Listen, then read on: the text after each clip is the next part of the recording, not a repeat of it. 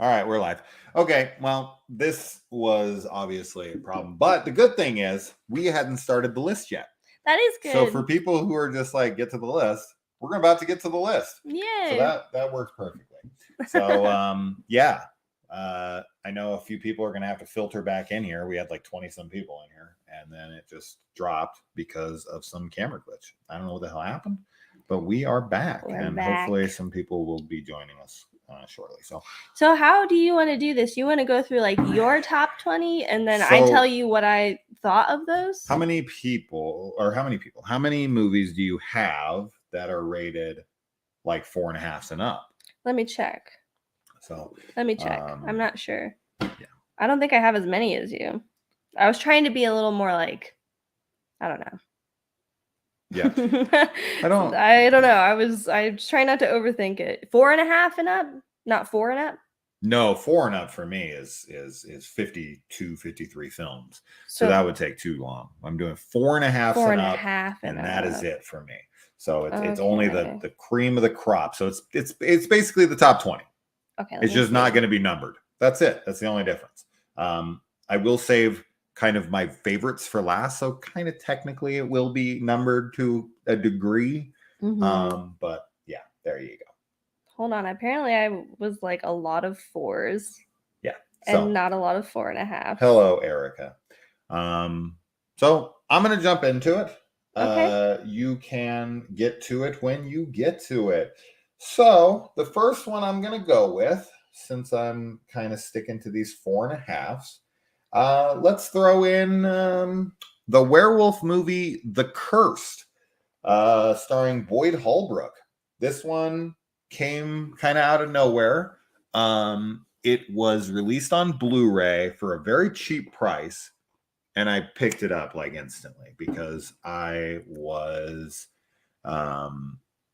always, I'm always a sucker for a werewolf movie, and this looked like it had a different, unique style to it. And I really, really loved the atmosphere, the dreary kind of like foggy London town kind of thing, and a unique spin on the werewolf subgenre, which we just don't get enough of. And I had a great time with it. I'm super glad I own it and would love to rewatch it again. And it is kind of top tier werewolf for me, even though that's not like a high bar because there's not a lot of great werewolf movies, but it is the best werewolf movie of the year, unless I'm like completely blanking on something right now, but I don't think there is. This is like the only werewolf movie we watch this fucking year. But I really enjoyed the hell out of this, so I'm gonna make that like number 21. If you want to say what I'm doing is the numerical order, you can. I'm not really doing it that way. Well, because I only have 14 films that I rated 4.5 and up.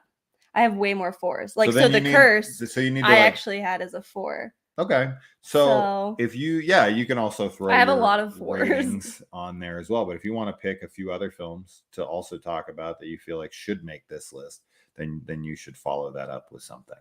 I mean, I feel like we'll have them? And The Cursed is like at the very end. That's the next one. That's funny. Yeah, the rest of these are all 4.5 and up. Sure, I see that. So I don't know. Is there a few other films that you want to maybe just talk about that are on here? Because you need like, 6 or 7 more to kind of. I mean, I'll say Fresh. I guess that would be the next one. I really liked Fresh. I was super into the chemistry between them in the beginning, and I just feel like it got so scary so fast in a really like real way. And I was happy with the ending too. Like I thought it was a satisfying ending. So I enjoyed Fresh quite a bit. Fresh, Fresh didn't make my list, but it is a very good movie. And Sebastian Stan and Dakota something, forget what her name is. Really talented, pretty girl. They have great chemistry. Like so good. That really is where the film excels. An actual romantic comedy with them. 100%. Like that's what I want. It's actually I want them to be. It's actually disappointing that it turns into a horror movie because you want so badly. Oh my gosh. For them to be actually in love. Because they work so well. They work so well, and honestly, like whenever I'm in the produce section at a grocery store now, like I really do think of the scene of them flirting because it was so cute. It was. So yeah. I was really into this. Which is what adds to the horror of it, right? Is that somebody so charming, someone that you can connect with so well could betray you like absolutely that and be kind of a sociopath like that is so devoid of feeling and connection and whatever, even though you felt like you had nothing but connection. Oh, so scary. It is yes. Scary. Like that we're getting some cursed love here. Yeah. So that's really cool stuff. Does Kimmy count as a horror? It's suspense thriller. Definitely, yes. We liked it. We watched it. I don't have it on this list though, because it's it's not a horror for me. But it's Steven Soderbergh film that we watched earlier this year. I liked it. I didn't love it, but I did quite like it. It has good style to it. It does. A lot of people are going to have this at the top of their list. Yeah. But it's definitely not at the top of my list. But I did quite enjoy it. It is on my list though, so I will say it next since she brought it up. Terrifier 2. Now this movie is carried by Lauren's performance and the gore, and of course David's portrayal of Art the Clown, and then his sidekick, whatever her name is. I forget. What is her name? She has a name in the end. I know. In the credits. Something.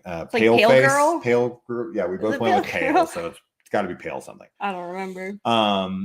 So yeah, I think people are overblowing this movie for sure. I think that it is a very fun slasher. I do not think it offers anywhere near as much as people seem to be claiming. This movie has very little in the form of plot, and whatever plot it does have, it borrows very heavily from a very maligned and hated film, which is Jason Goes to Hell, which has tons and tons of similarities to in the end. Albeit, of course, the blade that can only kill when when it lights up, and there's a lot of stuff, the rebirthing through somebody, and all that kind of stuff. I was just like, whoa, this really went for like the Jason Goes to Hell feel. But the film really just has no plot. You're really just there for the carnage, and I think it delivers very well in that way. But to try to say that this film is like deep or like that it has some kind of complex storyline or anything, there is nothing going on in that department, which a lot of people, that's what they want. And that that's the slasher that's just like, here's the kills, but at 2 hours and 20 some odd minutes, it does need to offer more than it does. And I really hope that Damien sits down with the third movie and tries to figure out a little bit more of a driving force than art mutilating people. If he just does that for 2 hours, fine. But I would like there to be some kind of semblance of purpose in the narrative next time around, and maybe answer some of these like questions that are left by so look, that's that. Is this on yours as well? Yeah, it's on my list for sure. I enjoyed it. Like, I definitely, the gore, of course, is my favorite part, I would say. But I'm with you. Like, I would like more expansion of the universe and like the lore that's being built up, and some more explanations of that. Yeah. But it's not at the top of my list, but it is on there. Yeah. Next up for this year, a very, very uncomfortable movie that I think very few people will talk about and almost no one will have on their list, but I think is and it's pissed some people off. Some people are sitting there and they're like, this film is asinine and whatever, but this movie is Soft and Quiet. This film definitely chilled me.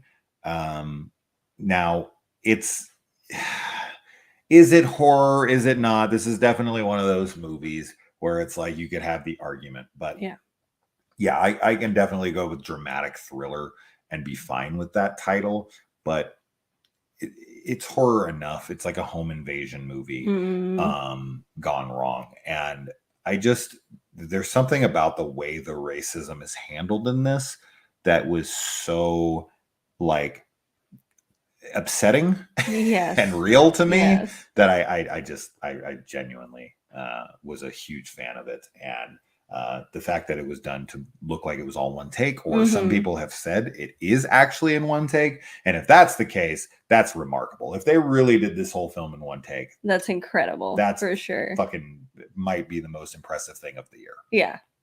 I had this film as a 4. But I definitely, I think I mean, I know it made you uncomfortable, but I was ultra uncomfortable with this movie. And I definitely think that was the intent. So I think it was successful in that way, but it just, I guess it is the horror, like it is much more real life horror versus fantasy horror, which is, I think, what made me give it a little bit of a lower rating than you did. Yeah. This guy knows what's up. Poltergeist 3 is the best in the franchise. I agree. Terrifier 2 wasn't brilliant, but I could never be too critical. I get it. Yeah. It's called Soft and Quiet. Did we said it? I don't know if we did. I thought you said it. Soft and Quiet. Yeah. I did. Yeah. Yeah. Soft and maybe quiet. I said it too soft and quiet. Soft and quiet. Hey guys, it's so soft and quiet. Do you want to do one? Like, since I kind of feel like I'm kind of looking in the 4s right now because the 4.5 and up is, like I said, the 14. I mean, Chompy and the Girls, I actually rated a 4 because I had so much fun with that movie. I did too. And I was just like, I don't know. I really liked it. I thought it was super charming, and I actually got really scared by one of the scenes in the beginning of the film. So, and I know it's like most people probably are going to watch that and be like, it's so silly. Like, why did that scare you? But it just did. Yeah. And I like the message of the story or of the film. And yeah, I just thought it was great. I thought it was fantastic. Yeah, we're supposed to have on the director of Chompy and the Girls to have an interview and discussion with him. And I'm very much looking forward to that. Yeah. We'll get that soon enough. I did have a good time with this. It's not in my list. I don't know what I rated it, but not in a 4.5. It was a 4. That's why I was like, I want to just look in the 4s because I have a lot that I put in 4. There will definitely be some omissions in here, like the sadness. Yeah. Like Hatching, which I thought was great. Valley of the Dead, which I thought was great. Significant Other, which I really enjoyed. Two Witches, which I really enjoyed. Bones and All, which I really enjoyed. Yeah. Like, there's a ton of stuff in here. So yeah, just because I don't mention it doesn't mean I didn't love it. Black Phone was another movie that I was disappointed in. I know you were. Just because, and I got into all of my thoughts. So a lot of the beloved movies of the year, The Barbarian, right? Nope, Sadness, stuff like that. I was like, I enjoyed all of those. I just didn't love them. Sure. I got to that, like, they were like, oh, too hyped? Yeah. Maybe? Yeah. I don't know. that has something to do with it for sure. Yeah. Because the others that I have this year that I loved, I like just really loved.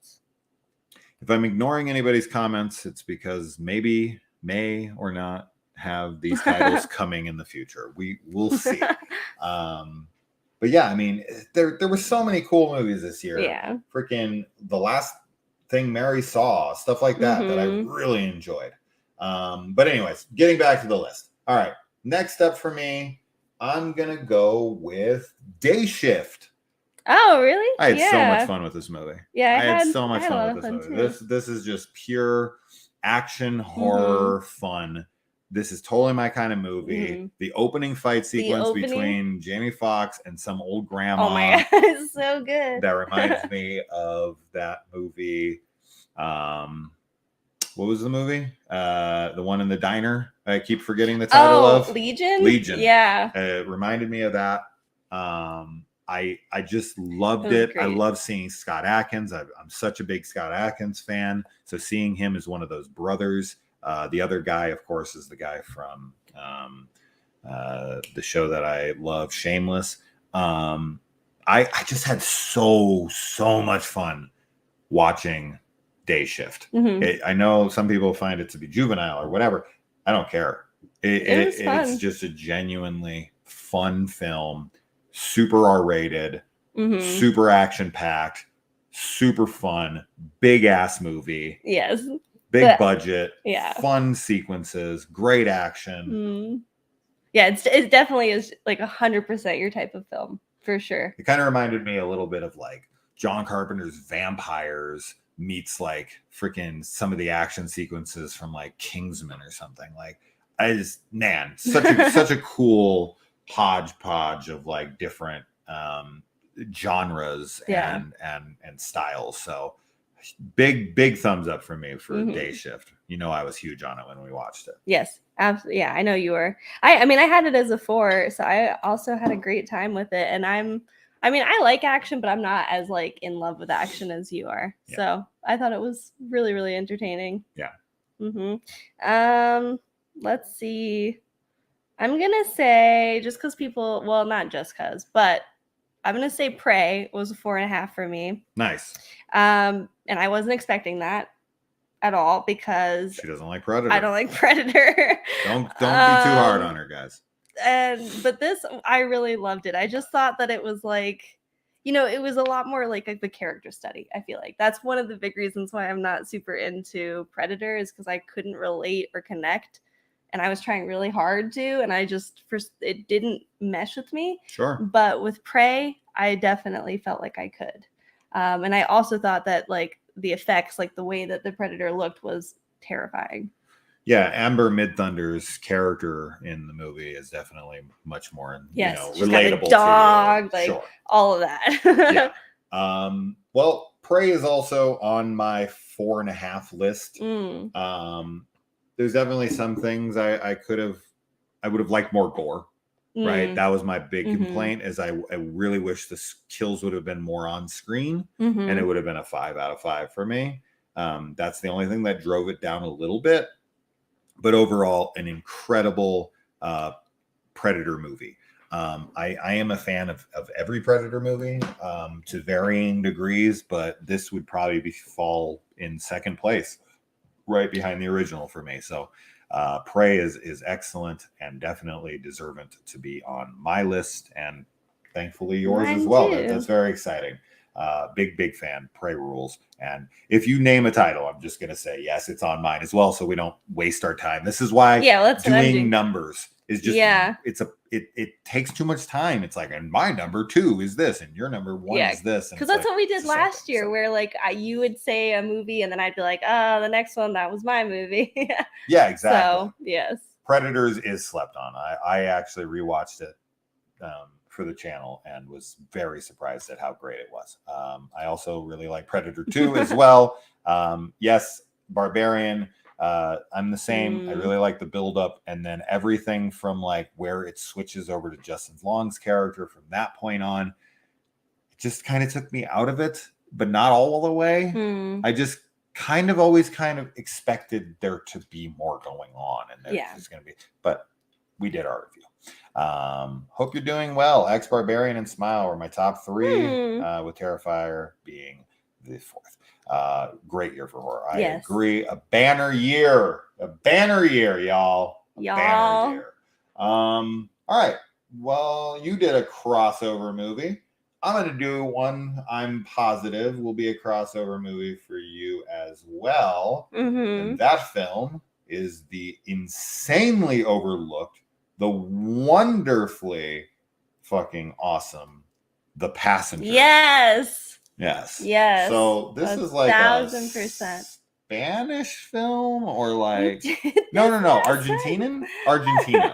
Isn't that what it was?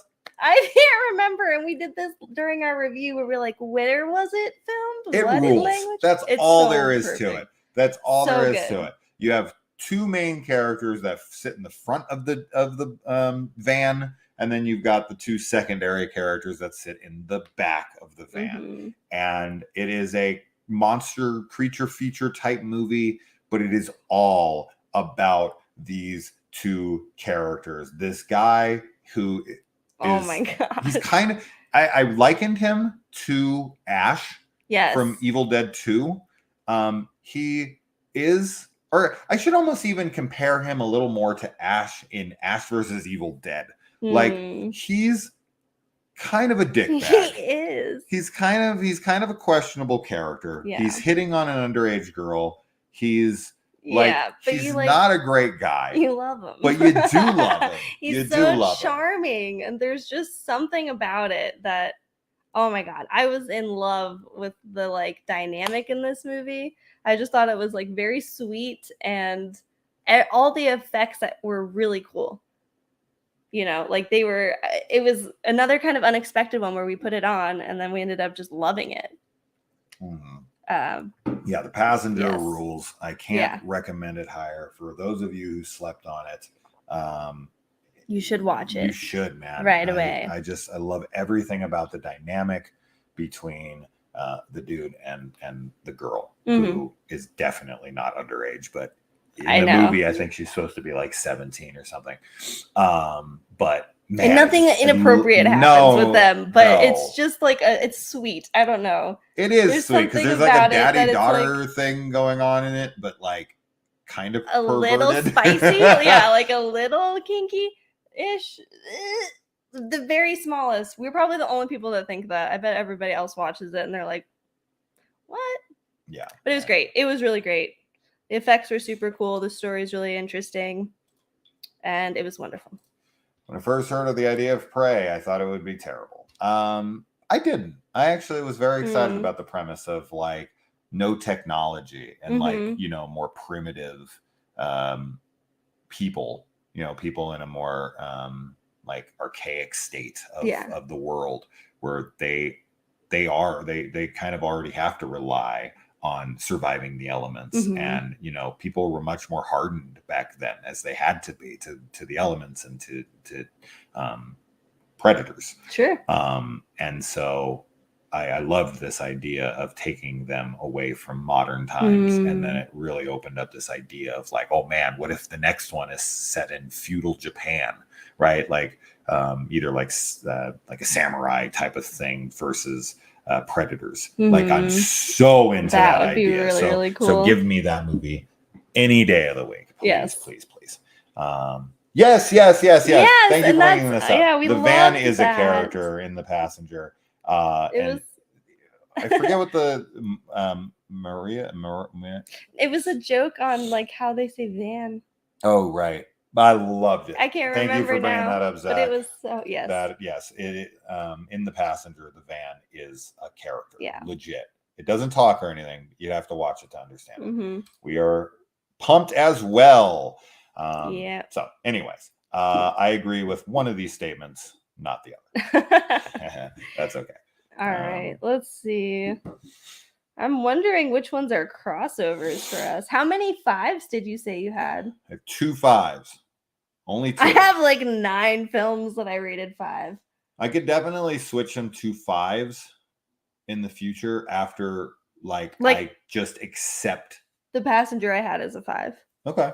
Because I was like so high on it. I love it. Okay, I'm going to say, let's talk about Smile. Because Smile made my list. Wow. You're talking about this 4.5. This is early. Is this early? This is early. Oh. That's okay. That's okay. Did you rate this a 5? Smile would be like top 5 for me.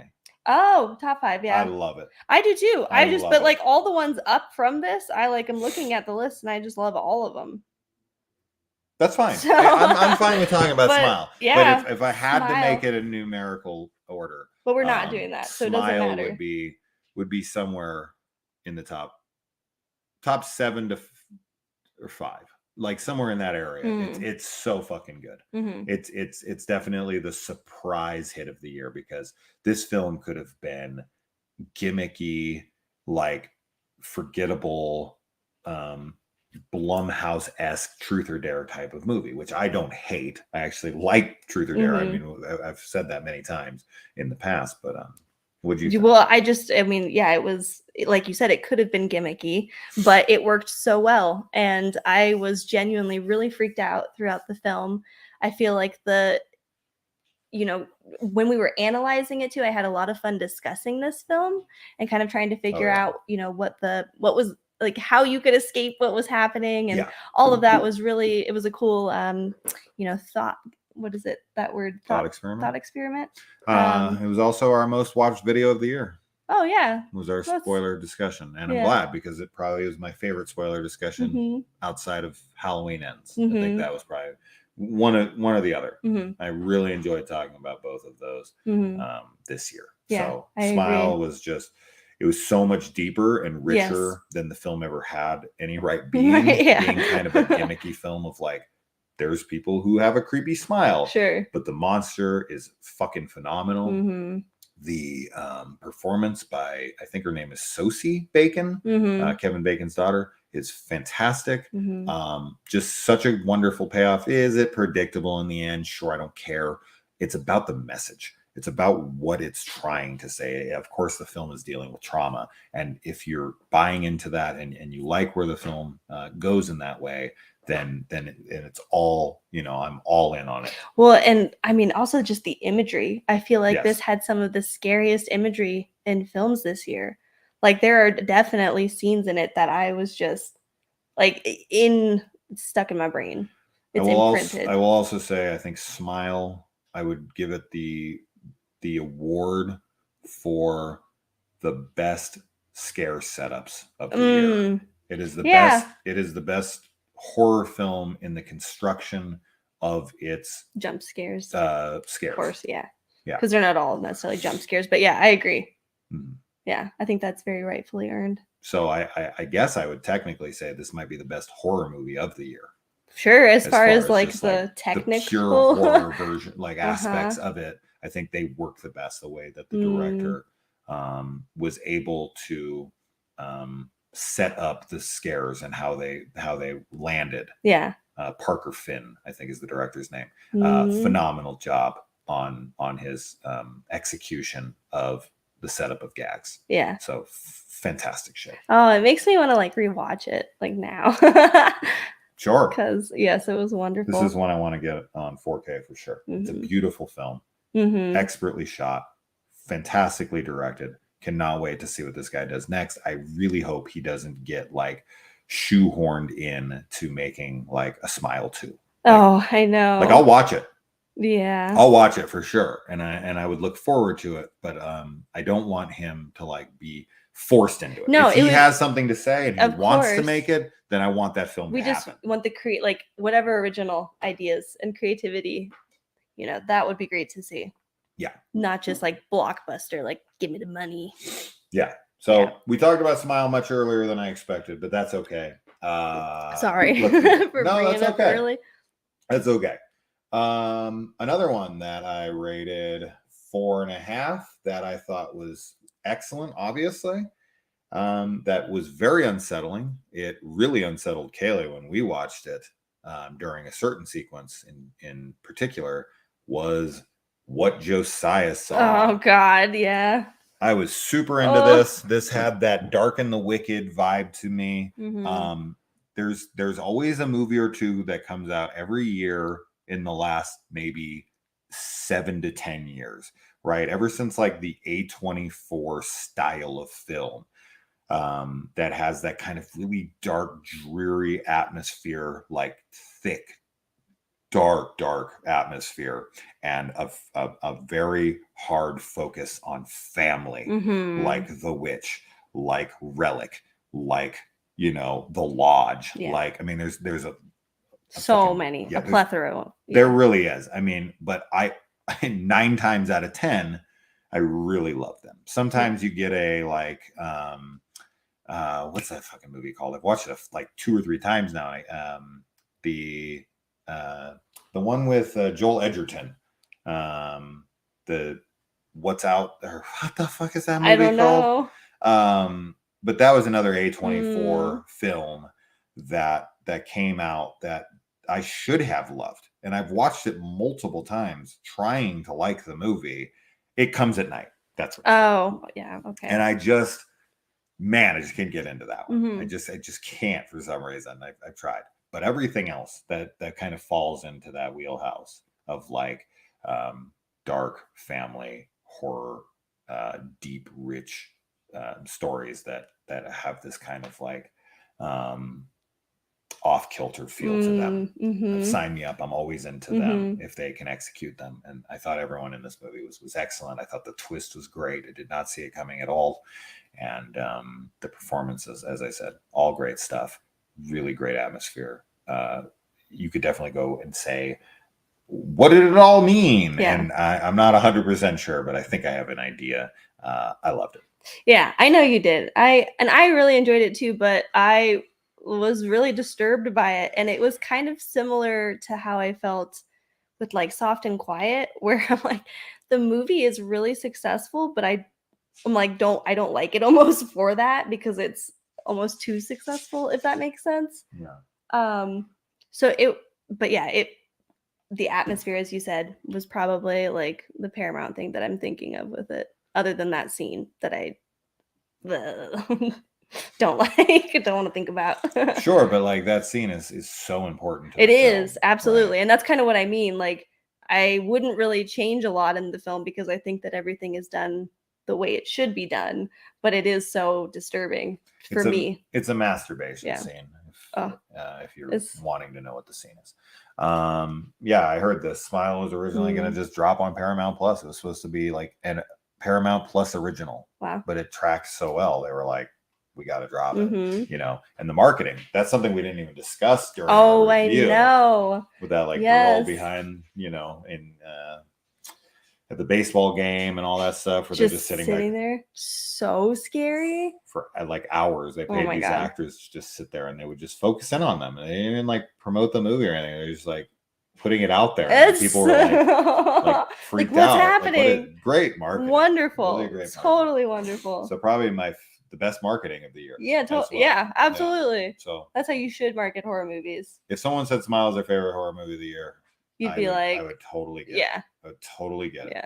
Right? Yeah. It's a great pick for sure. The biggest surprise of 2022 for sure. Actually, I would say the biggest surprise was the reveal that Pearl was filmed and coming out in the same year after X was dropped.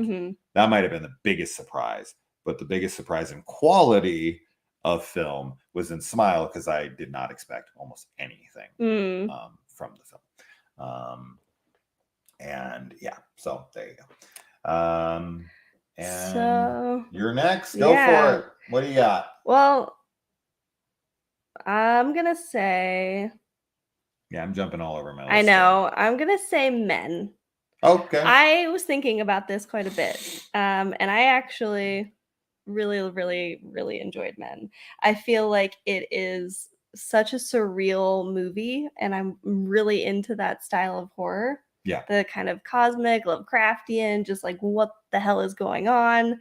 And I really love one of the sound design, because there's a specific scene that I know that you also like too, in a tunnel, that I just thought was so well done. And it just felt like a nightmare. The whole movie was so nightmarish. And I think it was so just beautiful, but in a terrifying way. Yeah. And it's definitely one that I would love to rewatch again at some point soon, because I do think that it is a movie that you kind of have to process, because it's so weird.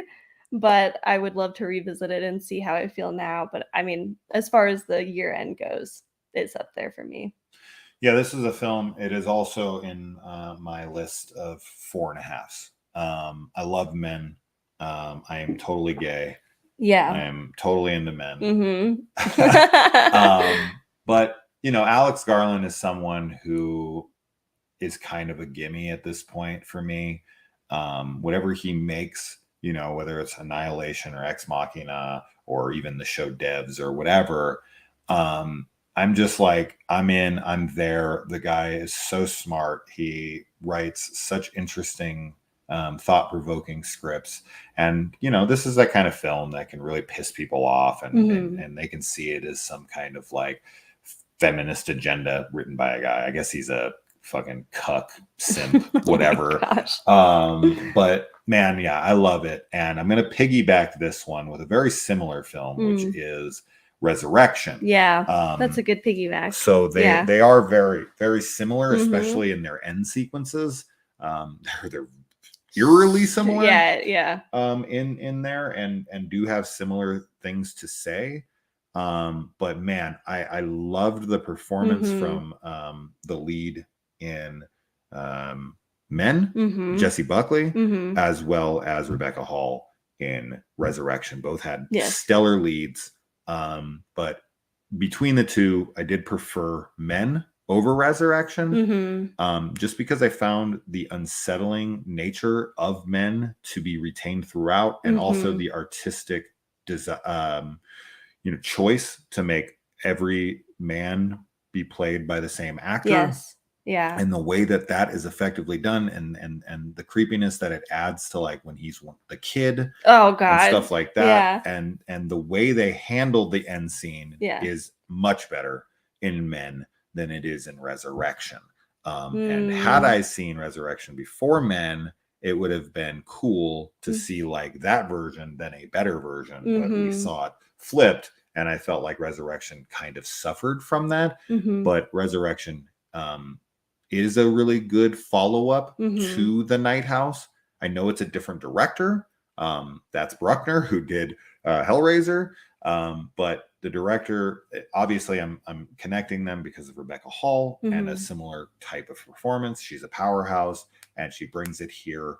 But of the two, Men is my preferred of the two, but they're both very highly rated, and both films I would love to revisit, and films that I could talk kind of endlessly about after they're done. They're great conversation. Wonderful. Films. Yeah. I completely agree with you. Of the two, Men was my favorite as well, but I still obviously greatly enjoyed Resurrection, and we've already talked about Rebecca Hall's performance being one of the top ones of the year for us. So yeah, I think that it's very obvious that it's on our list. But yeah, Men, I don't know, the cosmic horror of it is just wonderful. Yeah, we're frustrated too. But you know, whoever liked it, that's great. No diss towards you at all. I get the film. I've been told 100 times I don't. I do. Like, you just don't understand. I just don't like it. Great cinematography for Smile. Good stuff. Men was confusing. It is confusing. It is, but that's not a bad thing. No. Right? It's as I've said before, like, there's confusing for confusing's sake. There's weird for weird's sake. Men had something to say, and it is up to you, the audience, to figure out what it has to say to you. Right? It's not about what it's specifically. You can try to find both. You can try to see what the director was going for, and you can also see what you took for the film personally. And I think that's what makes a great film, when you can kind of get a double meaning out of it. I agree. So, and I think Men does that very, very well. And it is an experience to watch it as a man and watch it as a woman. Sure. Right. Yeah. They're different experiences for sure. Rebecca Hall is great. Bodies is a fun film, but definitely did not make my list. Mia Goth is getting the best performance cred, but to him, Rebecca Hall takes it. I can totally, not a bad one, but I'm definitely on the Mia Goth train right now. I'm hoping too. that the Oscars will look at it. They won't, but they should, because the horror genre at this point, I feel like with performances like Toni Collette in Hereditary, like Florence Pugh in Midsommar, with Robert Pattinson and Willem Dafoe in The Lighthouse, with Alexander Skarsgård and Anya Taylor-Joy in The Northman. And I mean, I guess The Northman would be detached enough from the horror that they'll probably be an Oscar darling. But anything that has that dreaded horror title on it, that's kind of been labeled that way. You know, you've got freaking Elvis Presley's daughter in The Lodge, and you've got Mia Goth, of course, in Pearl. You've got Rebecca Hall in The Night House, and in this, you've got these incredible, stellar, Oscar-worthy performances. Yeah. And the Oscars are like, no. They're like, we don't care. We don't give a fuck. We can see it says horror, so. Yeah, no. Yeah. Just, lowbrow garbage, not going to pay it any attention. So that's super fucking frustrating. It sucks. And I really, really hope that maybe there's enough buzz. I mean, it's literally all I'm hearing about is how much Mia Goth deserves an Oscar. And I'm hearing that from a lot of channels. So that would be wonderful. Fingers crossed, man. You never know. You never know. I highly doubt it. But you never know. Fingers. I would love to see that happen. Yes. What's up, Melissa? Hi. Were you there for the live stream we did for Glass Onion or not? We realized like later that we had a public live stream and not when we were wondering why there's so many people. And then after we were like, oh, that was public. Yeah. That was not unlisted. That was an accident. Oops. That night was tough. You guys, that was the worst night of our lives. But more on that in another time. But I can't wait to see all your recommendations. We will go through our lists in the end again. So don't worry, Melissa. Welcome. And I love Rebecca Hall. I just got her out of the Night House. Yes, it's great. Mm-hmm. Hall was great. The Gift, The Gift is good. Joel Edgerton as well. I just want to show the movie Men to my friends. Oh fuck yeah. Just put it on. Especially like put it on for like real toxic males who like think that every film has like an agenda to show men. Oh my god, I don't know. Put that on with like Black Christmas 2019. Just do like a back-to-back and show them one amazing film. Yeah, one film that actually does have a feminist agenda to hate men, and another film that is not that at all. You just got to actually think. Best movie of the year for me is Moonfall. Just kidding. I didn't get to see it, but I do love disaster movies, and I would probably enjoy the shit out of it because I'm an idiot. I love what Speak No Evil was trying to do. Sure, me too, but I hated it. Oscars are so weak when it's judging horror. Agreed. And Hereditary masterpiece. Yes, it is. Corey, I agree. Yep. I said Resurrection, so you're up. Oh, let me see. Yep. Well, while we're talking about great performances, I am going to say Sissy. Okay. Because that is also on my list. Yes. I loved this film.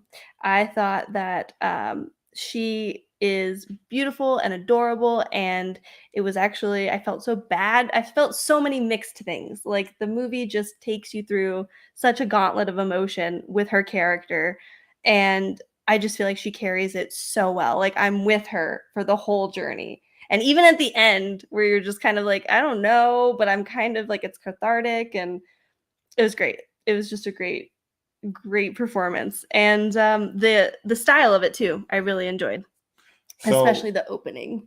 With this film, which is also on my list, as I had said, when we threw this on, we knew literally nothing about it. Mm-hmm. I thought and expected nothing for this film at all. Mm-hmm. I definitely did not expect one thing in particular. I did not expect this to be the movie that rivaled Terrifier 2 for the best kills of the year. Yes. Oh my gosh, I know. The Sissy kills were arguably my favorite kills of 2022. It was crazy. It was so unexpected. Fucking insane. And it's wonderful. Yes. We love gore, and we love getting it in movies, and we don't get it enough. And it's funny too, because this is a movie that when it was done, I was saying I was expecting cutaway kills. Yes. And if I got cutaway kills, I would have still loved this movie. Mm-hmm. But because we got like no cutaway, full on like head explosion type shit, mm-hmm. in addition to it was the cherry on top, right? Like, see, that's why I like Sissy more than I like Terrifier 2, because it has an actual story and the kills. I agree. Right? It has a great performance. Lauren is great in Terrifier 2. Aisha D is great in Sissy. So wonderful. The kills are great in Terrifier 2. The kills are great in Sissy. The story is fucking awesome, and I'm super invested in it when it comes to Sissy. I'm not invested almost at all in the story in Terrifier 2. Yeah. So pound for pound, Sissy is the better film to me, which might make me sound like a sissy. No, I totally agree with you. I totally agree with you. I think it's just that it has, as you said, more to say. Like, it's more impactful, and I felt way more engaged in, her and what was happening. And it's just... And it does it in an hour less. That's true. It has a wonderful, like, the flow to it is great. It doesn't ever feel stagnant or anything. I was never bored once. Never once. At all. Never once. Yeah, so I love Sissy. Show Black Christmas 2019. You must be wanting the viewer to commit suicide. Don't tell him. This was a bad year for films. Oh, we do not agree. What? We don't. Doug. What? Well, how many movies did you watch this year? Out of curiosity. Did you watch the same movies as us and you didn't like them? Or did you just not watch a lot of movies? Or did you watch a bunch of bad movies and think it's a bad year? Because I have literally like 53 films in the horror genre that I rated 4 stars and above out of 5. Yeah. And just, oh my God. And I didn't even get to a lot of like non-horror this year, but man, I could name some fucking titles right now that I adored. And there's so many films I haven't watched that I am 100% positive I'm gonna love when I watch them, like All Quiet on the Western Front and stuff like that. That I'm really, really looking forward to when I do get to sit down and watch them. But anyways, that's okay though. That's totally fine. So best performance in a horror movie, Lauren Lavera and David. Yeah. So a lot of love for Terrifier 2. Yes. That's the darling. That and Pearl seem to be the darlings of this year because people love to, lift up indie films.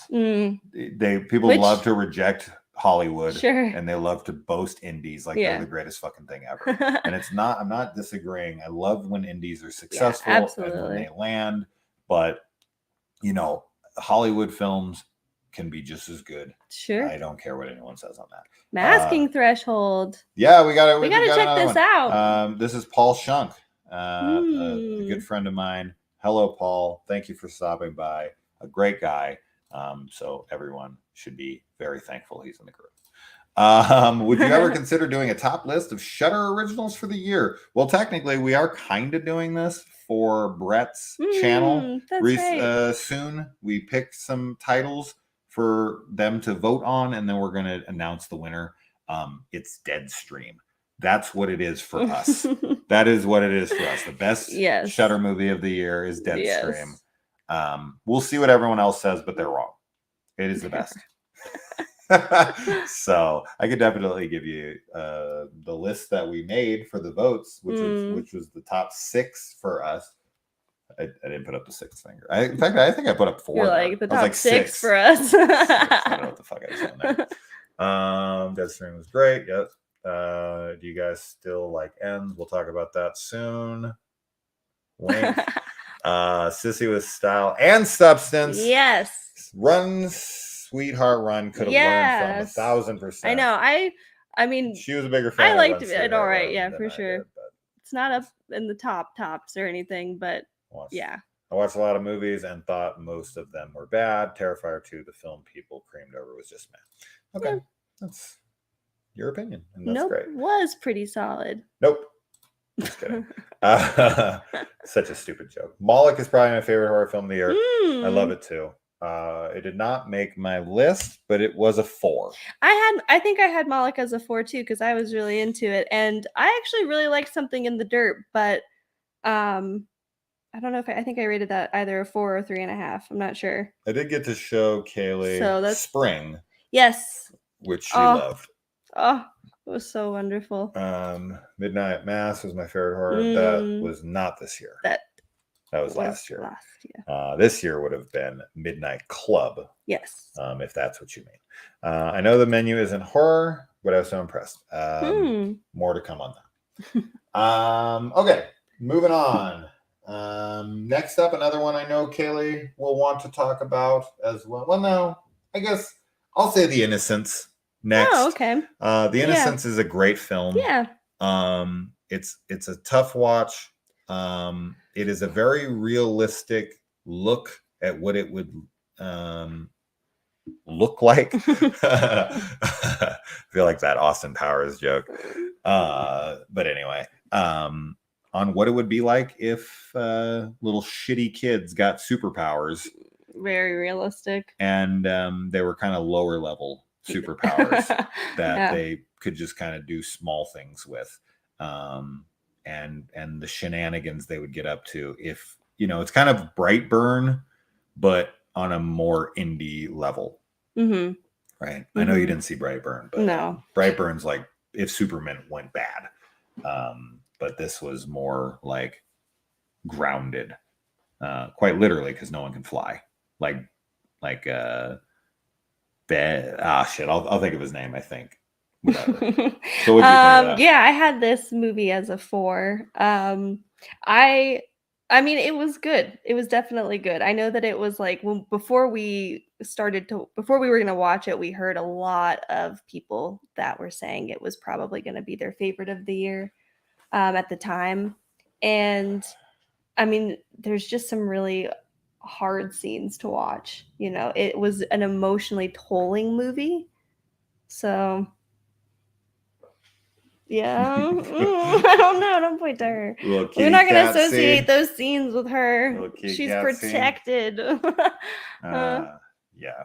So, yeah, I was big It was on good. It was good for sure. So it is in a different language. Yes. So, but I would put it on the same. It's funny. I think it would make a really good pairing with Hatching. And I agree.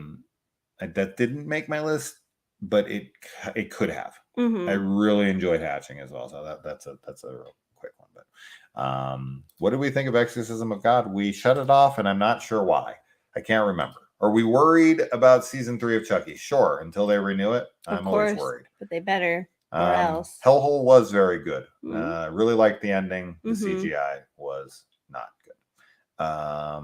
First time to Alive. Hi. Welcome. The only movie that everyone seemed to love that didn't really resonate for me would have been Nope. It did not make my list.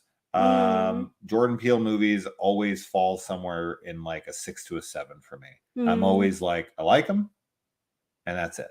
Yeah. Like, I'm like, that was cool. I like that. I really enjoyed aspects of it. I think he's got a really cool vision on some things, and I think he's a little maybe too try hard in other areas that I'm like, did this really work for me? But that's just because I'm part of the KKK. Right.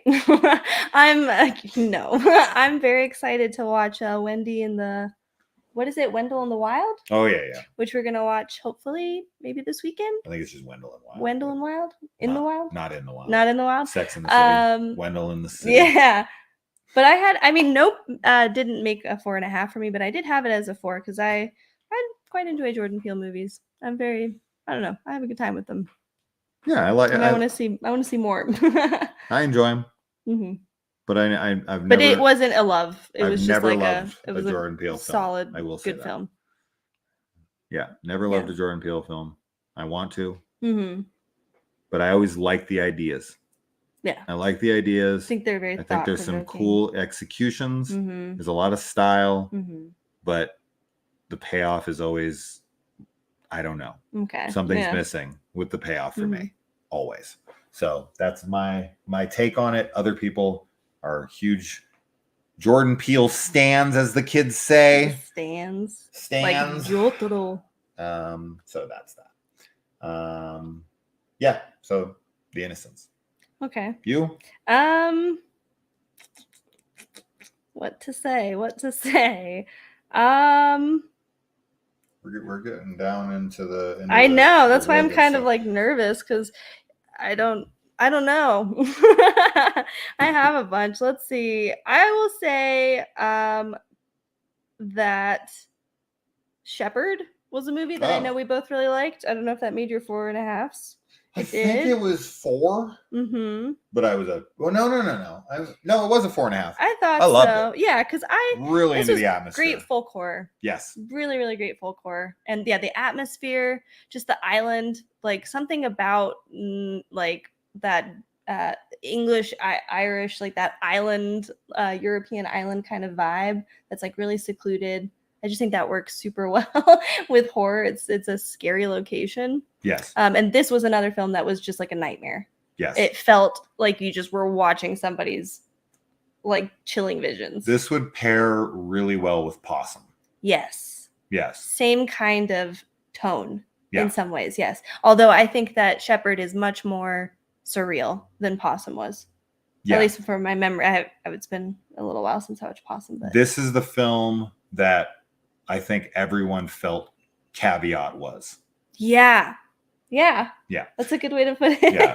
The way people felt about Caveat is how I felt about this film. It had that similar feel of just nightmarish folk, like secluded guy on like an island or a secluded location in a building or outside with these beautiful sprawling landscapes. Yes. But dread and like imagery that you didn't know if was there or not. And it works so well. Shepard. That just the setting is just beautiful. It's so beautiful. We watched that movie the other night. Oh my God, that everybody loves. It's not horror, but it's set in Ireland. Oh, the Banshees. The Banshees, yeah, and it's so it's like I know you did seeing those, but the setting, the location is gorgeous, and Shepard is kind of the same thing for me. Like that is something I did like about the Banshees. But anyway, I just wanted to reference that. Yeah, it's got a similar feel. Yeah. Horror. Yeah. A lot of hate for Halloween Ends coming in here. That's okay. I know a lot of people hated it. That's fine. I'm okay with that. I like. We'll talk about it. We'll talk about it. Looking at your cat in the background, you should rewatch Lucio Fulci's The Black Cat. Oh, we're always down for a little more folky. I haven't seen The Black Cat either, so I actually would love to start watching some Italian films more because we were on a little bender with it for a while, but we stopped. So maybe we should return. Yes, we watched Violent Night and we liked it. Yep. Yep. Okay, next up for me, and it will also be on Kaylee's list, I'm sure, is God Forsaken. Yes, that was what I was almost going to say. Yeah. Best found footage film of the year. Well, outside of... Yeah. Oh, I'm sorry. You're right. Never mind. It's second. It is wonderful, though. It is definitely... It is second. The second, yeah. My other one is a 5. Yes. It's my mine too. 2 5s. Oh, it's one. Yeah, it's one of your 2. I told you I have like 9. That's right. Never mind. But it's the second best found footage. Thank you for correcting me. Yes. Because then I would have said, oh shit, never mind. Fuck, I love this movie. Yeah. I love this movie. I love the premise. This is the kind of film where a lot of people will watch it and be like, what are these guys talking about? This is low budget. The acting isn't amazing. But there's something special about this movie. There's something special. Every once in a while, you come across a found footage film that really, really works well. You have a filmmaker behind the camera and actors in front of the camera who really get what they're going for. And they get a lot of people involved and a lot of people passionate about their project. And it just lands. The premise here is fucking great. This film feels so much bigger than it actually is. Yeah, absolutely. God, like I love when we come across films like Savage Land. Oh my God. Like The Blackwater Vampire, like this. These kind of out of nowhere, you never heard of them. You press play on them. And they're like, just, wow, this is stellar. Yes. And with found footage is definitely, I don't know, it might honestly be my favorite genre of horror, like when I think about it. But it's just, this movie was so great. It was so effective, and for such a low budget, like I really love finding low budget films like this that we get obsessed with. It feels so good. Yeah, it really is. So this is definitely on my list. Yeah. If you're a found footage fan and you did not see God Forsaken, it is of course on the freaking sites of all sites for found footage. Tubi. You should watch it. Out. It's so fucking good. Yes. It's so good for us, for found footage fans. Yes, for found footage people, fans. They might not be high on it. We were super, super high on it. Yes, a lot of surreal horror films this year. He's watching. I did not like He's Watching. I was just thinking about it. But it is very surreal. Yeah, very surreal. Yes. No, they wouldn't try. They're never gonna try. Yes. So, anyways, yes, we would love to do this. Yeah, we've actually talked about it. We want to go to the Fog Lighthouse. Yes, that's the big one. That is the big one. That's my bucket list. Got to make it happen. Yes. So there you go. Went on a deep dive on Tubi. Good. You should. Good. as one of the biggest fans of the Scream franchise and saw all 5 in theaters, Scream 5 was disappointing. Oh no, really? It was my favorite of the 5, but I don't like the franchise. Yeah, you don't. So that's a bummer. It was yeah. disappointing. Since that's the franchise you love, that's such a shame. Yeah. It's not a franchise I like. And I actually quite liked Scream. So you're next, I guess. From here on, I mean, we're really, I know, we're into it now. Now we're into like the top 5s for sure. So hit me with the big ones. What do you got? I know which one you want to do. I know, but I don't know when to do it because I'm gonna wait. I feel like till. Yeah. That's the one. Yeah. We can do that. So Alone with You. Yes. Was a 5 for me this year. Yeah. And it's funny because we watched it like at the beginning of the year. I think it was. So no, Scream was. You're right. Scream was the first one. This was the second one. And I would love to rewatch it too, because it's been like obviously basically a whole year since we've seen it. But this movie was so incredible. Like her performance was insane. And I don't even remember her name, the character's name or anything. But it was just such a like for being such a low budget film and in such a like limited location. It's insane how engaged I was and how invested. I think that it was surreal as well, but it was just very unique and I was really into it. Yeah. Really into it. I was too. I would definitely liken this to other indie films that go for that kind of emotional gut punch and like single location person who's like that questionable narrator, unreliable narrator kind of character where what you're seeing you're not 100% about. Films like Dry Blood, films like Life Changer, films like this kind of falls into that wheelhouse.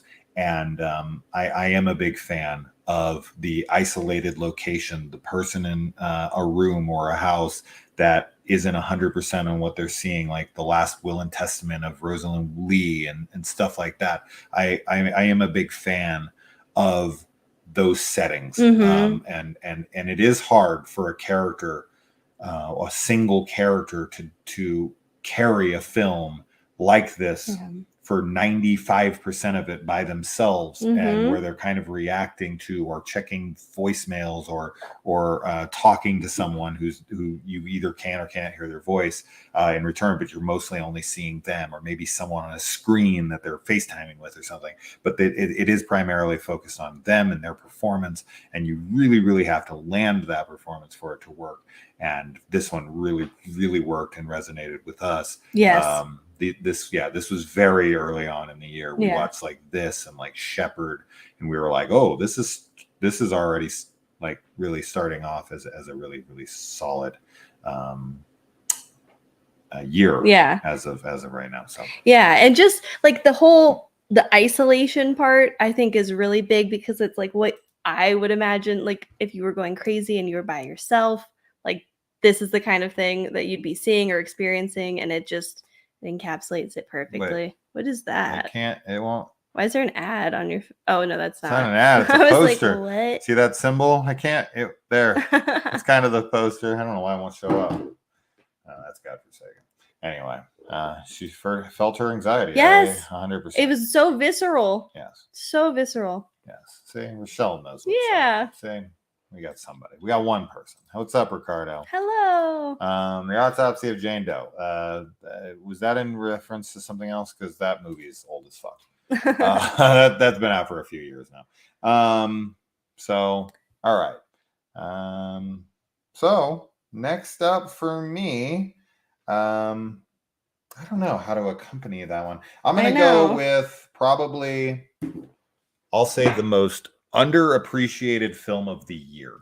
The film that I thought was so fucking great and so fun and such a true return to form for this franchise. One of the best slashers of the year. There was a lot of great slashers this year. In fact, there was, out of the 21 films on here, I want to say like 6 or something of them are slashers. So what a great year for slashers. Yeah. But man, I don't know how people slept on this one and didn't like it. Texas Chainsaw Massacre. Yeah, it's on mine too. Love it. I had a 5-star. It's one of the best in the franchise. So good. I was so into it. I think people got very caught up in this like Gen Z or Gen X. Wait, what was it? We did it backwards. Gen Z. Right? I think so. Whatever the fuck this younger generation. They got very wrapped up in this idea of like that the film was woke or something. There's nothing fucking woke about it. This movie. This is like I was screaming this in our review. This movie is as anti fucking woke as it comes. Right? Like Leatherface literally cancels cancel culture in this movie. Yes. Like it's so fucking asinine to me that anyone could possibly consider this film woke. It's making fun of woke culture. It's fucking executing people who are into woke culture. It's crazy, man. Anybody who's like against woke culture should be fucking in love with this movie. But anybody who's claiming that this is a woke film has lost their fucking is asleep. Ironically, they're asleep. So yeah, I fucking loved it. I did too. Brutal. So brutal. It's the best Leatherface since Texas Chainsaw Massacre, the beginning.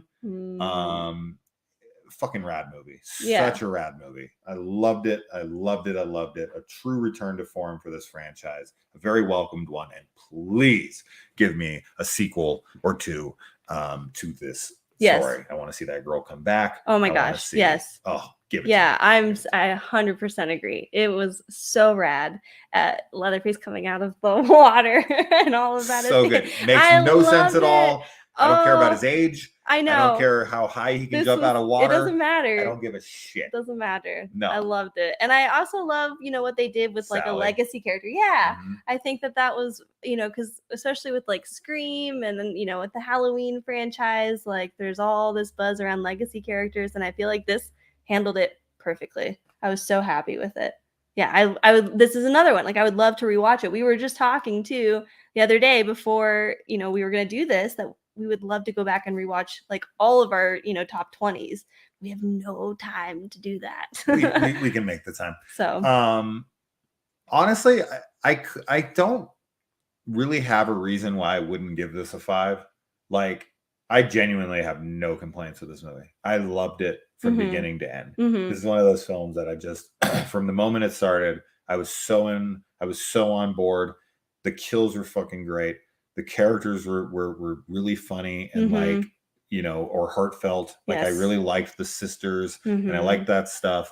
And I just loved the whole like try anything and you're canceled, bro, and all that stuff. And he just pulls a chainsaw. Oh my God, and it's so like good. You can't fucking cancel Leatherface. No. Like, you can't cancel horror. We're gonna fucking take a chainsaw to cancel culture. Love it. Yeah. I just man. I can't say enough praise about Texas Chainsaw Massacre. So. I totally agree. People are nuts on this one. We were so big on it. We got, so many people. So many people in here are like all about it. So yeah, the bus scene. I agree. Thank you. Yeah, 100%. I'm so glad you guys liked it too. So we have a great cast of guys in here, guys and ladies in here. Fucking loved it. Yeah, so much. So thank you. I wish that Jeepers Creepers Reborn was Jeepers Creepers Unborn. We did see what you did there. So, yeah. Anyways, next up. I don't like it's getting so okay, close. I know. Well, because I had more 5s than you is the thing. I don't want to say something before you. You talked about Smile way earlier than I expected. I expected to talk about Smile around here. Like now. That's okay. Well, that's okay. There's so many great titles. I feel like these kind of are going to go hand in hand because they were both 5s for me, but I know you liked one more. Oh, man, but she's doing this. I mean, I don't know. Should we not? No, go. It does. Pearl and X. Of course. I liked Pearl more, I will say, if I had to pick one. But honestly, they were both 5s for me.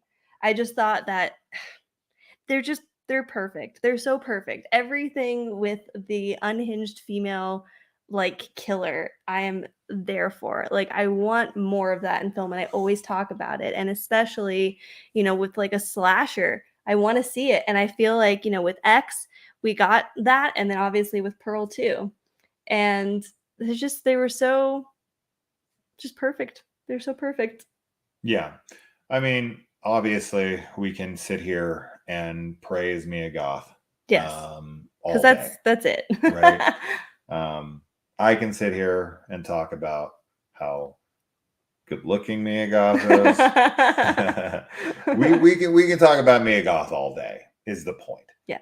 But it's kind of all been said at this point. Yeah. Right? Like, she just like dominates and commands your attention throughout both of these. She's a fucking star. She is a fucking star. She's a fucking star. And Pearl is my personal favorite film of 2022 in the horror genre.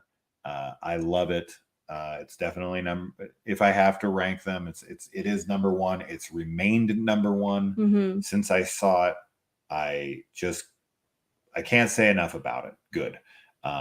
It's everything I want in a horror film.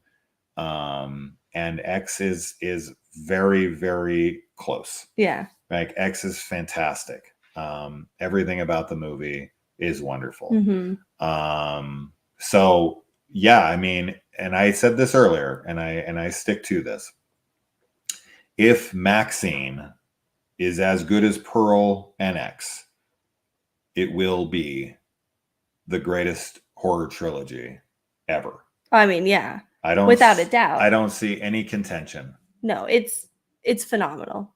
I mean, the cinematography and the style, like, all of it is just so flawless. So Ti West has the ability, the chance to, in a year's time, release what I would consider to be the greatest horror trilogy ever. Yeah, it's pretty crazy. It's so major. It's remarkable, because usually when trilogies happen, right, you get some time in between. But with this, I mean, I could see Maxine releasing they'll probably hold it till like October for how popular X and Pearl was. But I mean, that would be smart. It yeah. Come out in the summer for all I know. So yeah, it'll be an incredible. I would say Maxine has like a 99% chance of being amazing. And yes, over the Evil Dead trilogy.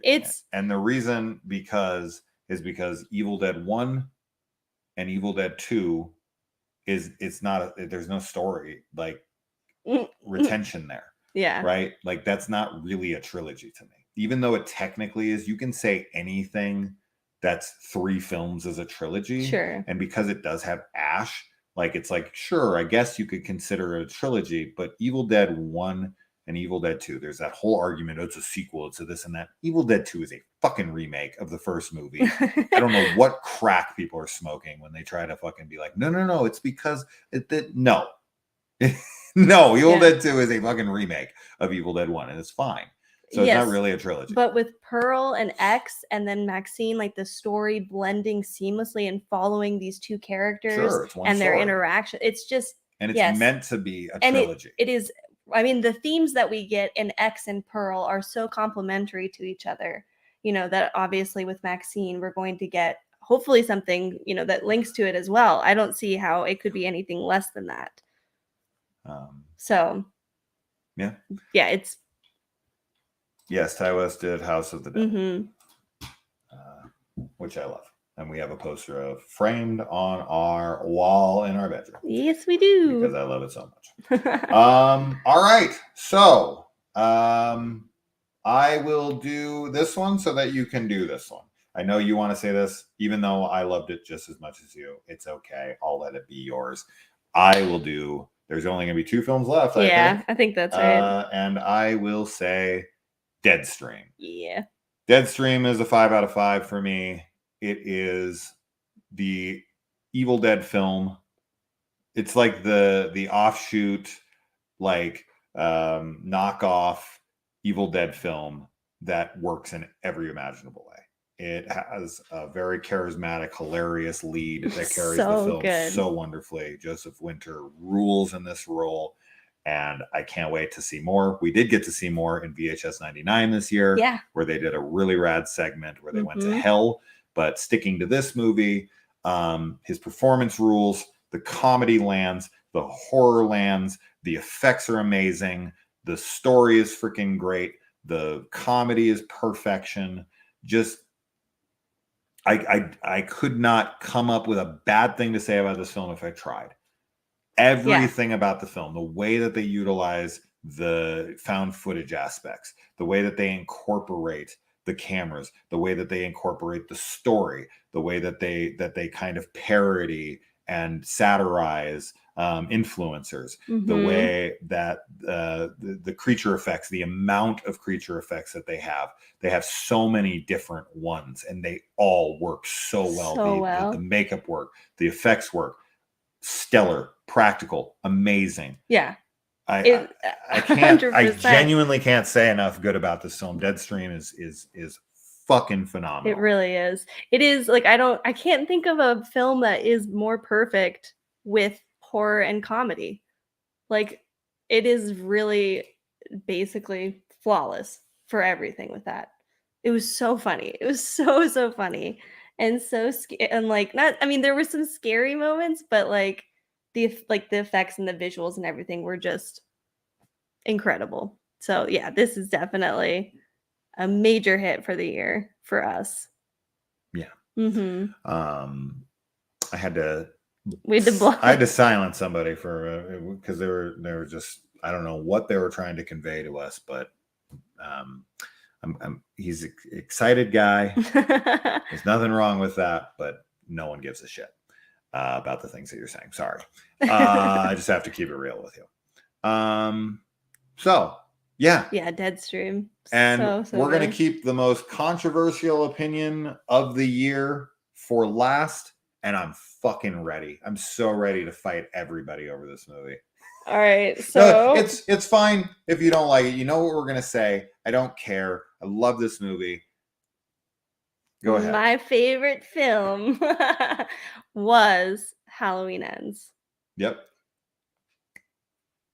It honestly might be aside from, I don't know, it might be my favorite Halloween film. Like, the more I think about it, like when we were talking about this really list, going for it now. I don't know because okay, the OG is the OG, right? But then when I think of all the other movies after, Halloween Ends honestly might be right next to the original for me.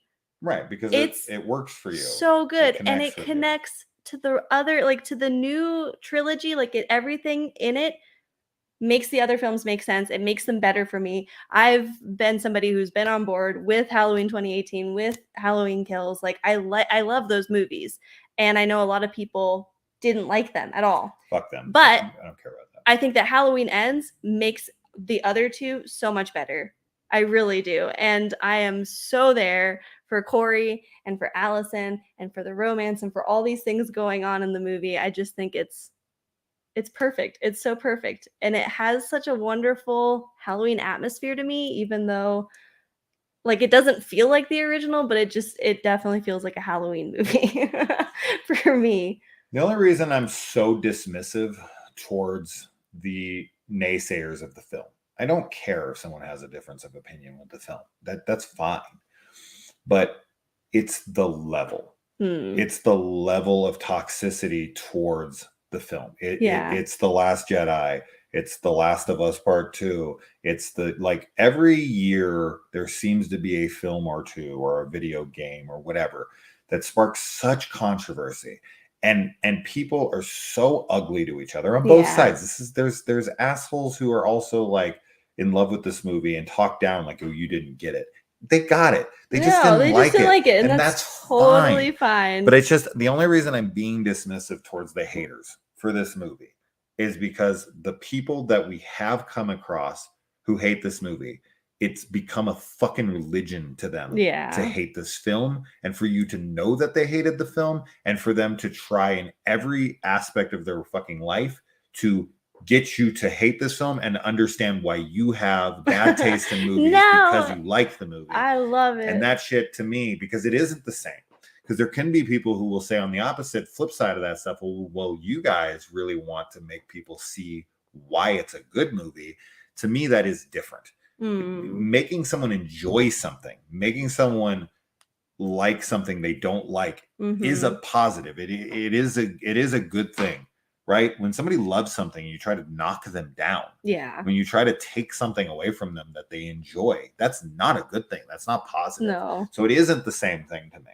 When you love a film, it's totally fine. You can hate the film and you can go out and you can spew that to the heavens. Yeah.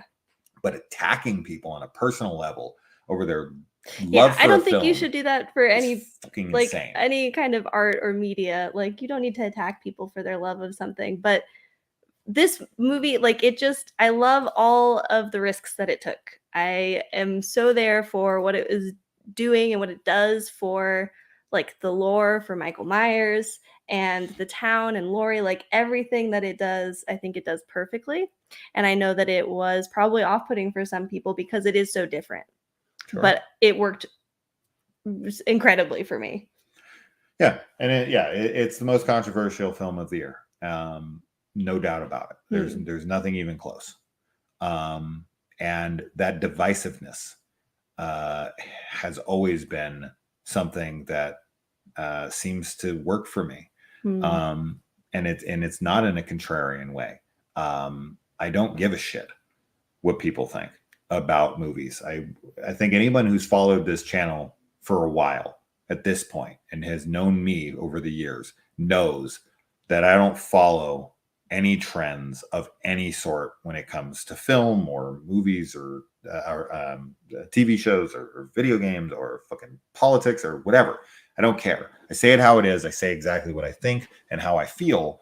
And the way I felt was that this is the film that took the franchise in an interesting direction. This is why my favorite films in the Halloween franchise are the films that have the most backlash behind them. And it's not because, as I said, I'm some contrarian cunt who wants to just sit here and point out why I'm so much smarter than you and I get the misunderstood films. It's not it at all. It just appeals to my nature. Yeah. I like when films try something unique and go for it. Sometimes it doesn't work.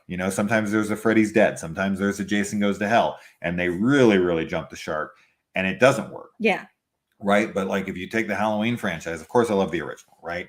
But I don't need everything to be like the original. I don't want anything to be like the original. Sure. I got the original. Let's move on from that. And of course, my favorite films in this franchise are Rob Zombie's Halloween 2, Halloween 3. Yeah. Right? Like these are the films the controversial ones that are they're not on purpose. No, they're just I get films it. that have they just resonate with you. Things to say. Yeah. Yeah. Absolutely. To me. And the Corey Cunningham storyline is so superior to anything else they were trying to do with this new trilogy to me. I was so invested in the characters and the story and everything in this, and I could give a fuck about most of what was happening in 2018 and Halloween Kills. Like I like a lot of aspects of both of those movies that I've pointed out in vast detail, pros and cons for me. But just pretty much everything in Halloween Ends works for me. Even on second viewing, I mostly enjoyed the ending. The only thing I would have changed, of course, is I would have liked this to be able to continue. Yes. With a different character. Yes. I know that probably was a good decision. I know. Because people would have hated it and not saw it. But I would have been. And I would have gone. Opening night. Yes, opening night and then every night after. But yeah, Halloween Ends. Yep. The most controversial film of the year. Let's see. What are people saying? Halloween Ends has me on an island all by myself and all the people I know in person. Awesome, Corey. We're with you. We're on the island with you, man. Besides Laurie and Michael, Corey was my favorite new character. Corey's just wonderful. Corey rules. I thought you were gonna save Crimes of the Future. Oh Jesus, not me. No. I'd rather bite into an unventilated hot pocket fresh from the microwave than watch that movie again. I like the negative ones. Please click on those as well. Those are funny to me. Let's see. Crucify me because I enjoyed Corey Cunningham. No, you don't got to be crucified. No way. Corey Cunningham. Even if we hated the movie, I wouldn't crucify him. I did like the Corey and Allison romance. Michael not being in it till around 41 minutes. I get that. I get it, but to me, I mean, we could get into a whole spoiler discussion here, but the whole point of the movie is that it's about the evil, right? Michael is a presence. Yes. And Corey becomes that presence. Yes. Right. So whether or not you want to accept who's embodying the evil in the movie, some people are very attached to this idea that it has to be Michael. To me, it doesn't have to be. Right. If he's wearing the freaking jumpsuit and he's killing people, he's Michael. To me, it's the evil. He could even change his mask. I don't really give a shit. But that's me personally. There you go. Yeah. Didn't care much for Ends, but didn't hate it. Yeah, that's cool. Can't polish a turd. You could try. You could try. You could try. You could try. You will try. Yeah. I've defended Halloween Ends and TCM to an exhausting amount. I don't bother. Yeah. Corey, I get it, man. And I was doing that, but I don't care, man. Love the new trilogy. Me too. And I agree. I feel like it gets unfair hate too. Mm-hmm. But I also feel like there are, legitimate criticisms of it too. Oh, sure. But those are criticisms I enjoy. Mm-hmm. That's why I love your channel. You give your real thoughts, no sugarcoating. Even if I disagree, sometimes you always have interesting thoughts. You mean we? Ooh. We. But yes, I have no interest in bullshitting you guys. Yes. Yeah, Shamarlos. he likes to chat. Yeah, man, I don't know. Yeah, the Rob Zombie Halloween films. Yeah. Mm-hmm. So now that this video is come to an end, I'll just read mine really quick so we can timestamp that. I'm not going to do this in the order we said it. One movie we didn't mention. What movie? The Menu. Oh. I was a big fan of it. I am an Anya Taylor-Joy fanatic, so of course she elevated the film for me for sure. But I really enjoyed the movie. So The Menu, Soft and Quiet, Halloween Ends, Sissy, Terrifier 2, Smile, Day Shift, What Josiah Saw, Resurrection, Prey, The Innocents, Godforsaken, The Passenger, Men, The Cursed, X, Shepherd, Texas Chainsaw Massacre, Alone with You, Deadstream, and Pearl. So that was everything on my list. I think Kaylee had a couple other titles. I mentioned Fresh. You did? And Chompy and the Girls. Yeah. And I mean, we mentioned a whole ton of movies tonight. Most of honestly, we had a lot of crossover. We had a ton of crossover. I started to get in my head about rating things like the 4 stars and 4.5, and I just couldn't quite figure out what was the difference for me. So I have a lot of 4s that I think you had as 4.5s, but I quite enjoyed them and would probably rate them as 4.5 too. Yes. So Anya Taylor-Joy is in the cast of Scream 6. No. That would be. She is not. But Jenna Ortega is. And she's killing it. So there you go. I missed your conversation about Sissy and What Josiah Saw. Got to rewatch. Did you not like them? Is that why you need to rewatch them? Or you got to rewatch them because we reminded you of how much you liked them? I don't know. So there you go.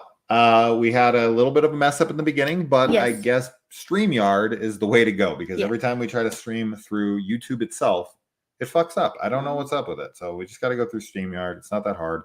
And I do the free one because we're cheapskates. So it just has that little duck up there. Little duck. He's cute. That little duck that's like, he's a cheapskate. I know. That's what that says. Powered by cheapskates. Yeah. So what do you guys think of the year? Were you high on this year? Were you high throughout the year? Well, bro.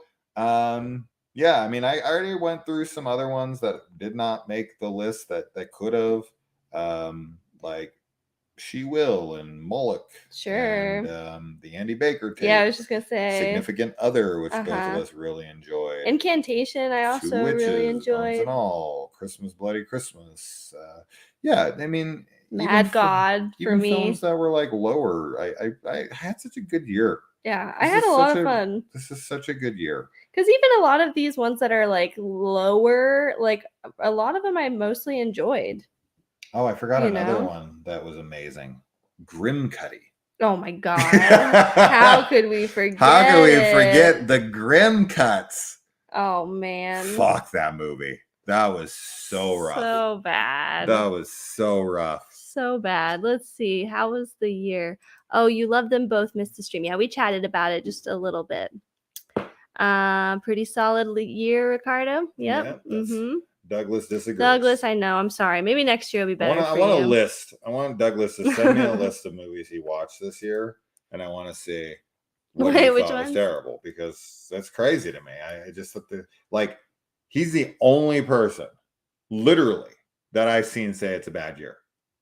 Yeah. I have heard from every single person that I talk to that this is an amazing year for film. Not one single person. This is the first person. That's super interesting. Even Jacob says, I was a bigger fan of last year, but this year had great stuff.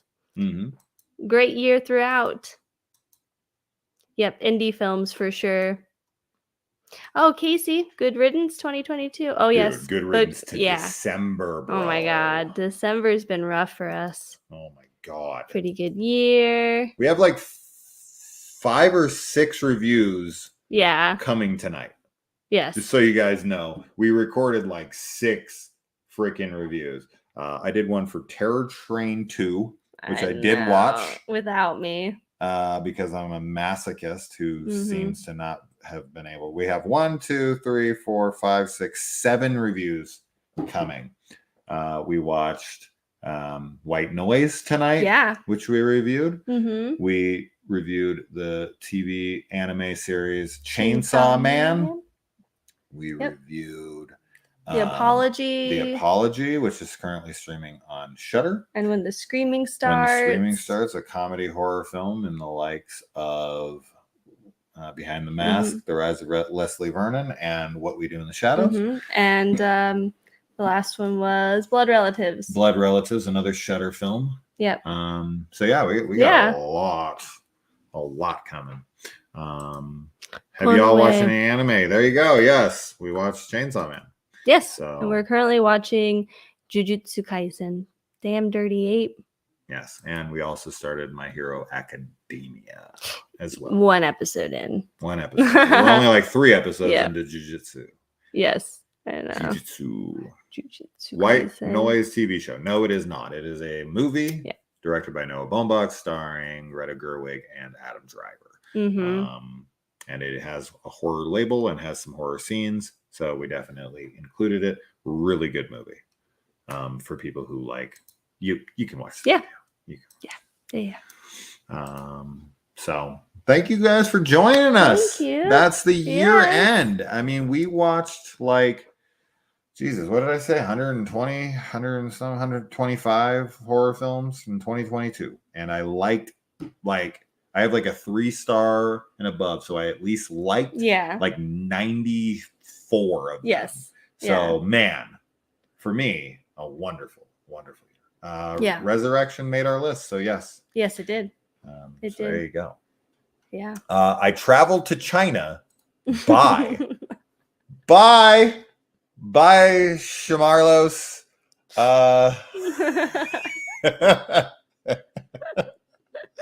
You know what that reminds me of?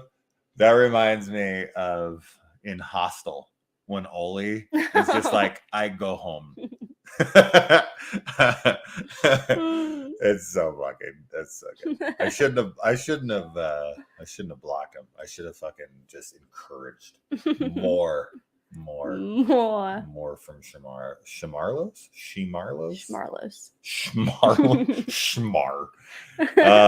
So yeah, thank you guys. Thank you so Ricardo, Rochelle, Jacob, Christina, Corey. Oh, Corey had so many things to say. Douglas, I'm sorry the year didn't work out for you. Melissa, you didn't make it through Grimcutty. I wish I didn't. Oh my gosh. Seriously. A lot of great comments. I know a lot of you hated Halloween Ends. That's okay. That's all right. That's the way. That is the way. The Corey crumbles. it is what it is. But we loved it. So until next year, actually, we're posting 7 videos. In within the hour, you're gonna have so many fucking reviews. Yeah. And I was completely unhinged during most of them. Yeah. I haven't slept in like a hasn't. Week. So he was unhinged. So they're fun, kind of goofy ones. I feel like fucking Clark Griswold in Christmas Vacation. No. When he fucking loses it. When he's going after his family. Shit. Love it. All right. Good night, guys. And see you next year. Happy New Year. That's fucking right. We should do like a live stream for like New Year's Evil or something. But the girls will be home tomorrow, so we can't. Sorry, guys. Sorry. But maybe. I don't know. Love you guys. Probably not. Bye. Bye.